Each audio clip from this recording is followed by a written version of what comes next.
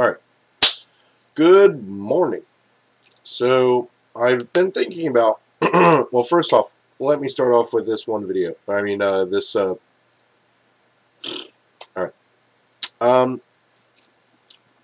So, I have made a new YouTube.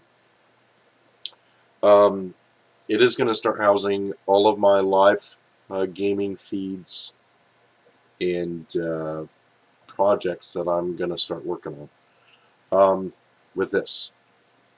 And it's kind of going to be a collaboration event where I include multiple things at once. Something I notice a lot when I game is that I like to correspond my gaming with maybe something I'm watching or something I'm listening to.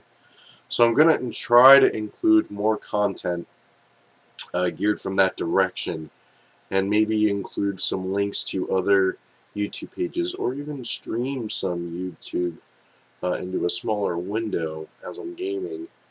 I don't know. I mean, primarily what I'd like to do with it is I'd like to get a little educational in some areas. When I play World War II games, and I've always been a huge history buff, but ever since high school, which is 20 years ago, I have loved learning about World War II. And this kind of blew up even more when I served in the Army. I just loved to learn everything about it. The trucks at the time, the tanks at the time, the weapons at the time, how the world was dealing with everything that was taking place in Nazi Germany, in fascist Italy, and imperialistic Japan. And how their countries affected the actions of the entire world, including the United States, which I have a lot of reservations about because we became isolationist for a good portion of World War II up until we were attacked. But I'd like to include, maybe give some personal perspectives as I'm playing a game, maybe play a video from World War II. For anyone that does watch or begins to watch, or subscribers or anything, can also feel like they are learning some history about games. So, alright, so that's one thing I'd like to start doing. I'd like to start actually including some more music and some video clips. I'm not sure if it'll be like in this portion of the screen, or maybe over in this portion of the screen, or something like that. But I will figure out something really nice with that and kind of roll with it. I feel that, especially when it comes to World War II, there's a lot of things that Americans don't know or forget. And I'm kind of dealing with a personal scenario, and it really bothers me so badly. I have a friend who denies that the Holocaust ever happened. I mean, this person is fairly anti-Semitic to begin with, and you may wonder why I would even consider this person my friend, is because you can't, people influence people. So I'm hoping that my influence on him is something enlightening, is helpful. Maybe gets past some of this anger and hate and everything else that he has.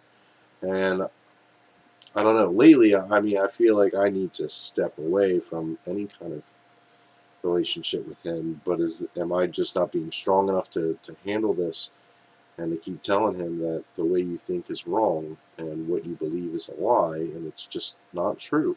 Holocaust happened. So I was thinking about how this is a concept with him, and he's not the only one. I mean, it's not just the news. I know other people that truly don't believe that it happened. I don't understand it. And what I think it is because they're not taught it. And when they do hear about it, it's easier for them to accept the fact that it's all made up, rather than actually researching everything for themselves and deciding for themselves with this evidence and this evidence, well, then I choose this evidence.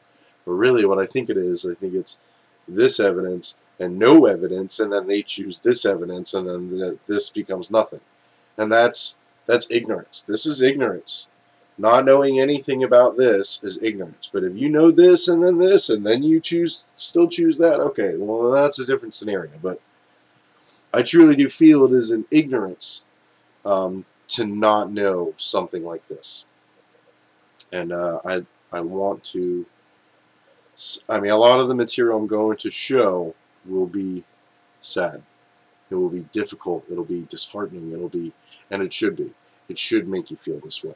It's not going to be today, but it will be in future videos when I am doing more World War II type scenarios. I want to talk about not just the war of World War II, but everything that was happening throughout our country, throughout the world, people, everything. I want to go over the simple stuff, the stuff that isn't exciting and fun, and I want to be able to provide, supporting information when I play.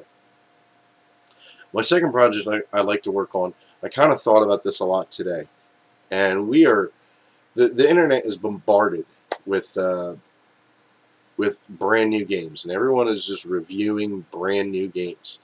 And the more and more I think about it, it's more and more rare for me to see old school games played all the way through, and to enjoy them. So this morning I was doing what I typically do, and I read the news, and I kind of catch up on some of my the interwebs. And I run a group on Facebook for free games for the computer, and they range all over the place, but they're 100% free, and they're 98% legit. I mean, some of them are ROMs, and I don't encourage downloading emulators and ROMs, but I'm working with what I got. And I want to include a lot of these games from the free list. One of the websites I'm currently looking at is called myabandonware.com, and it basically has a database that has games that go all the way up to, well, it says even 2017. I wouldn't say that there are any major titles in 2017, but I would say that there's, let's see, The Sims Complete Collection from 2005, Black and White 2 from 2005, and the movies from 2005. And let me tell you, like, I've been a gamer my whole life, and those are three fantastic games from that era. I mean, The Sims was just absolutely fantastic. When did it come out? 99 or 2000, I want to say. I bought it for my gateway back in the day, and it barely ran. And then I've owned Black and White 2, and I love the movies. I own the movies. I absolutely loved that game.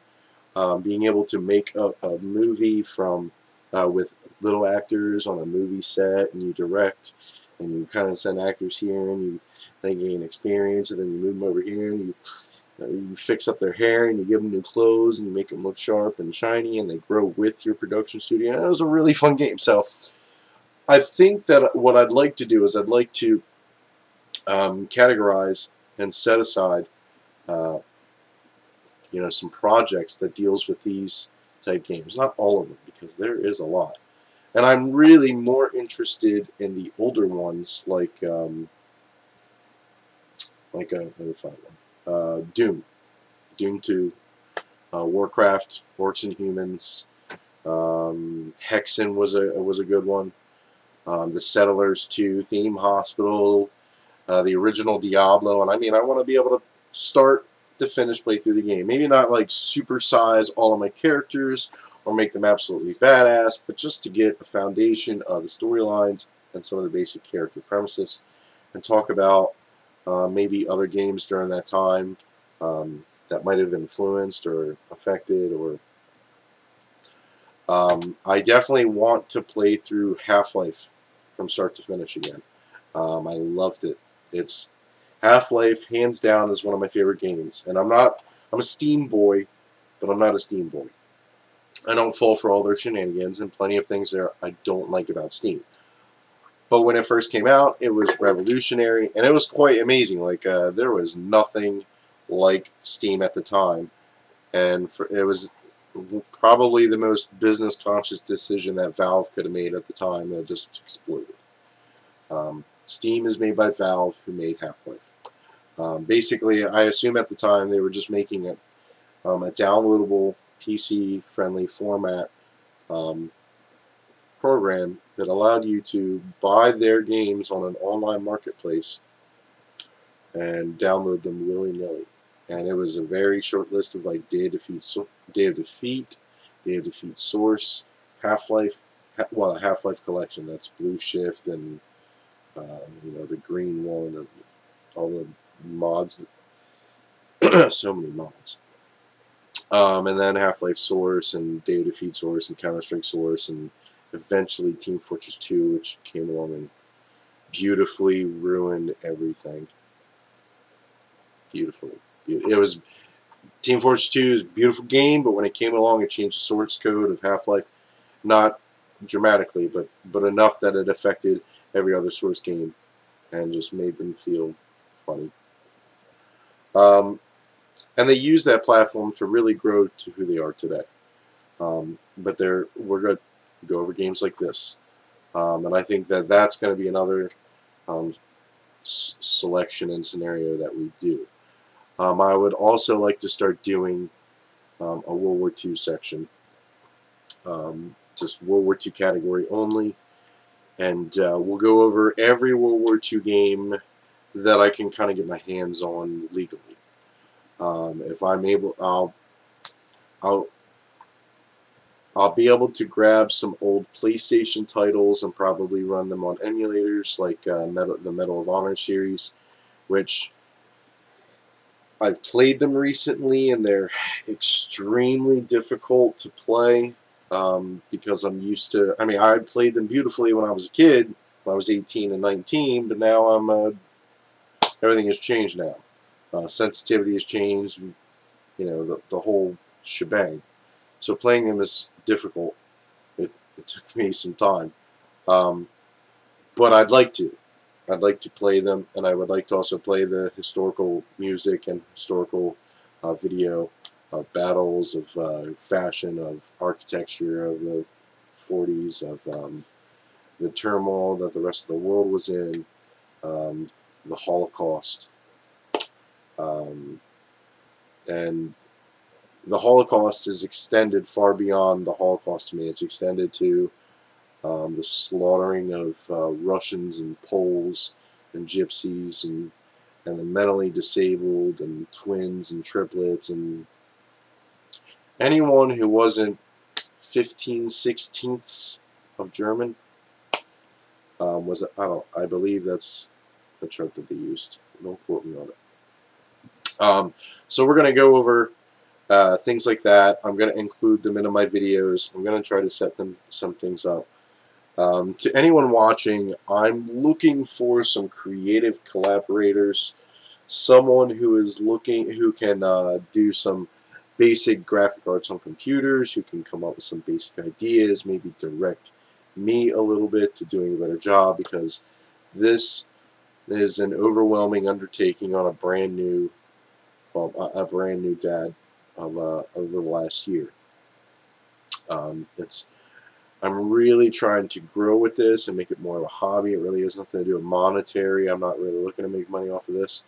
I'd really just like to talk about the things that I love and showcase the things that I do and enjoy doing, something I've done my whole life: play games.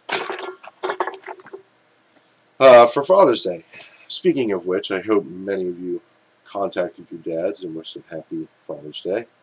I got a book for Father's Day. It's pretty nice, isn't it? And inside of it, pictures. There we go. Are pictures of my son, Henry. And it is pictures of Henry and Daddy. and I thought this was a really nice present for Father's Day. I just wanted to show that. Yeah, I suppose my Mother's Day gift was kind of difficult to top, and then this this card, which is probably the most annoying card I've ever had in my life, but it's funny.